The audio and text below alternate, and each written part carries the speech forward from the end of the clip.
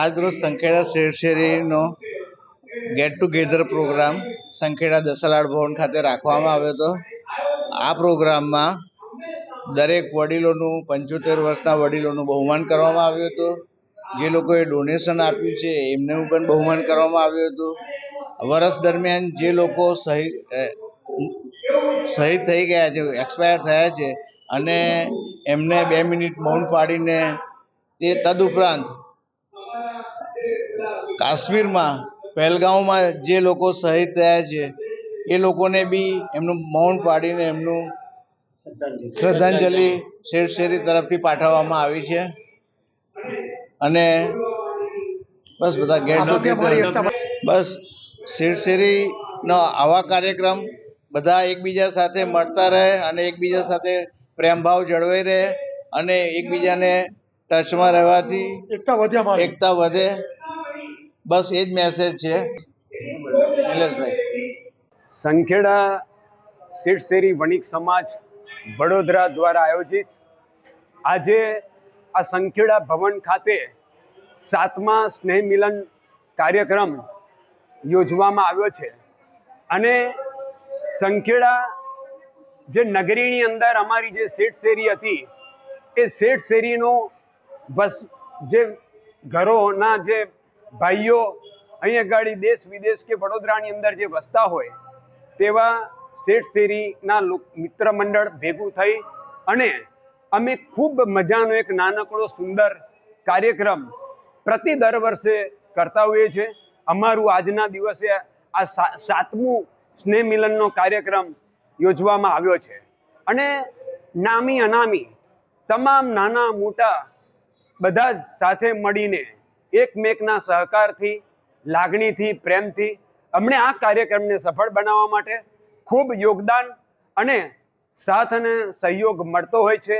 અને અમારા જે સમિતિના તમામ જે સભ્યો છે એ સેવા, સ્નેહ અને સમર્પણની ભાવનાથી કાર્ય કરતા હોય છે.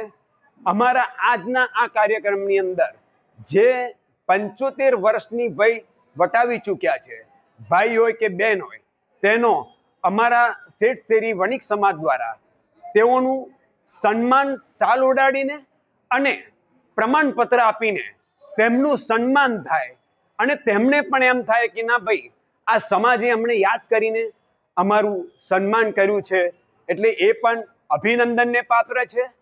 બીજું કે અમારા નાના કોઈ ભજનના કાર્યક્રમો હોય કે આ હોય, ખાસ વિશેષ તો મારે એ કહેવું છે કે જમ્મુ કાશ્મીરની અંદર પહેલગામમાં જે ઘટના બની અને 28 પ્રવાસીઓની જે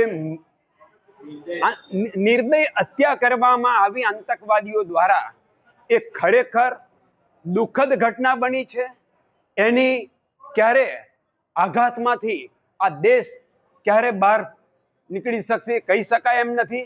કારણ કે આવા આતંકવાદીઓને ખરેખર સજા થવી જ જોઈએ અને આ મૃતકના આત્માઓના શાંતિ મળે અને તેમના પરિવારજનો ઉપર આવી પડેલી આફત સહન કરવાની શક્તિ પ્રભુ તેમને આપે, એવી આ તકે અમે તેમના પરિવારોને પણ સાંત્વન સાથે શ્રદ્ધાંજલિ પાઠવીએ છીએ.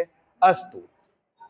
સંખેડા શેરશેરી વણિક મંડળ વડોદરા 2018માં આ શેરશેરીની સ્થાપના થઈ. ત્યાર પછી દર વર્ષે અમે 1 વર્ષમાં એકવાર પ્રોગ્રામ અહીંયા કરીએ છીએ. તેમાં શેરશેરીના વડીલો, બાળકો બધા જ એકત્રિત થઈને આ પ્રોગ્રામ લગભગ 200-250 માણસનો પ્રોગ્રામ આપણે કરીએ છીએ. એમાં શ્રી વલ્લભ ધાર્મિક પણ પ્રોગ્રામો કરીએ છીએ. અને આ વર્ષે પણ 7મું અમારું વાર્ષિક આયોજન થઈ રહ્યું છે સ્નેહ મિલનનું. એમાં પણ આપણે મહાપ્રભુજી ઉત્સવ ઉજવાઈ ગયો. એ નિમિત્તે પણ આજના બધા પ્રોગ્રામમાં મહાપ્રભુજી વિશે શું છે, મહાપ્રભુજીનું મહત્વ, મહાપ્રભુજીનું દોડ, પદ, કીર્તન, એ રીતે આગળ પ્રોગ્રામ નક્કી કર્યો. અને અમારા શેરશેરી વણિક મંડળમાં જે 75 વર્ષના વડીલ થયા હોય એમનું શાલ ઓઢાડી બુકેથી સન્માન કર્યું. તદુપરાંત નાના મોટા ભૂલકાઓને પણ અમે એનું ટેલેન્ટશીપ એનું પ્રસ્તુત કરે એ રીતે પણ બધા અવારનવાર બધા પ્રોગ્રામો સામાજિકના કરીએ છીએ. અને આ એક આશય અમારો એક જ છે કે અમે તો ઓળખીએ છીએ પણ અમારા છોકરાના બાળકો એ નવી પેઢી ઓળખતી થઈને એકતા આવે એ માટે અમે આ બધું આયોજન કરીએ છીએ. અમારા શેઠ શેરીના પણ વડીલો દેવલોક પામ્યા છે. તદુપરાંત 2 દિવસ પહેલાં જે કાશ્મીર પહેલગામમાં જે આપણા જ વડોદરાના જ કહેવાય, આપણો પરિવાર જ છે, આપણા ગુજરાતનો કે પરિવાર જ છે, એ લોકો પણ આજે દેવલોક પામ્યા. બહુ દુઃખદ ઘટના થઈ છે. એ લોકોના દિવ્ય આત્માને અમે આજે શ્રદ્ધાંજલિ પણ અર્પણ કરી છે અને શોક સંદેશો પણ અમે પાઠવવાના છે. વ્રજેશ દેસાઈ, સંખેડા શેઠ શેરી વણકની મંડળના સભ્ય.